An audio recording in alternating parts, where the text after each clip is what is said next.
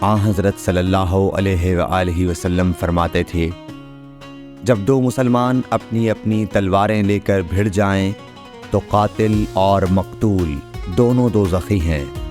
عرض کیا گیا، یا رسول اللہ، قاتل تو خیر ضرور دوزخی ہونا چاہیے، مقتول کیوں؟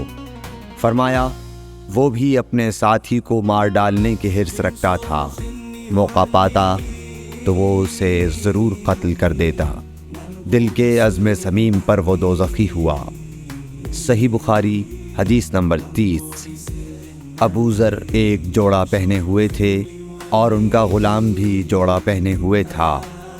سبب دریافت کیا گیا تو کہنے لگے کہ میں نے ایک شخص یعنی غلام کو برا بھلا کہا تھا اور اس کی ماں کی غیرت دلائی یعنی گالی دی، تو رسول اللہ صلی اللہ علیہ وسلم نے یہ معلوم کر کے مجھ سے فرمایا، اے ابو ذر، تو نے اسے ماں کے نام سے غیرت دلائی ہے، بے شک تجھ میں ابھی کچھ زمانہ جاہلیت کا اثر باقی ہے، یاد رکھو ماتحت لوگ تمہارے بھائی ہیں، اللہ نے اپنی کسی مصلحت کی بنا پر انہیں تمہارے قبضے میں دے رکھا ہے، تو جس کے ماتحت اس کا کوئی بھائی ہو تو اس کو بھی وہی کھلائے جو آپ کھاتا ہے، اور وہ کپڑا اسے پہنائے جو آپ پہنتا ہے، اور ان کو اتنے کام کی تکلیف نہ دو کہ ان کے لیے مشکل ہو جائے، اور اگر کوئی سخت کام ڈالو تو تم خود بھی ان کی مدد کرو۔ صحیح بخاری حدیث نمبر 31۔ جب سورہ انعام کی یہ آیت اتری، جو لوگ ایمان لائے اور انہوں نے اپنے ایمان میں گناہوں کی آمیزش نہیں کی، تو آپ صلی اللہ علیہ وسلم کے اصحاب نے کہا، یا رسول اللہ، یہ تو بہت ہی مشکل ہے، ہم میں کون ایسا ہے جس نے گناہ نہیں کیا؟ تب اللہ پاک نے سورہ لقمان کی یہ آیت اتاری کہ بے شک شرک بڑا ظلم ہے۔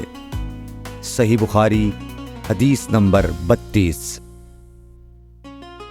رسول اللہ صلی اللہ علیہ وآلہ وسلم نے فرمایا، منافق کی علامتیں 3 ہیں، جب بات کرے جھوٹ بولے، جب وعدہ کرے اس کے خلاف کرے، اور جب اس کو امین بنایا جائے تو خیانت کرے۔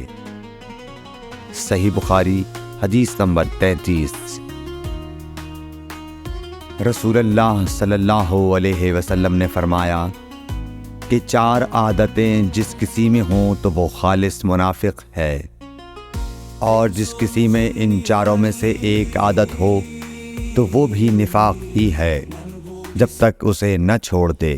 وہ یہ ہے، جب اسے امین بنایا جائے تو امانت میں خیانت کرے، اور بات کرتے وقت جھوٹ بولے، اور جب کسی سے عہد کرے تو اسے پورا نہ کرے، اور جب کسی سے لڑے تو گالیوں پر اتر آئے۔ صحیح بخاری حدیث نمبر 34۔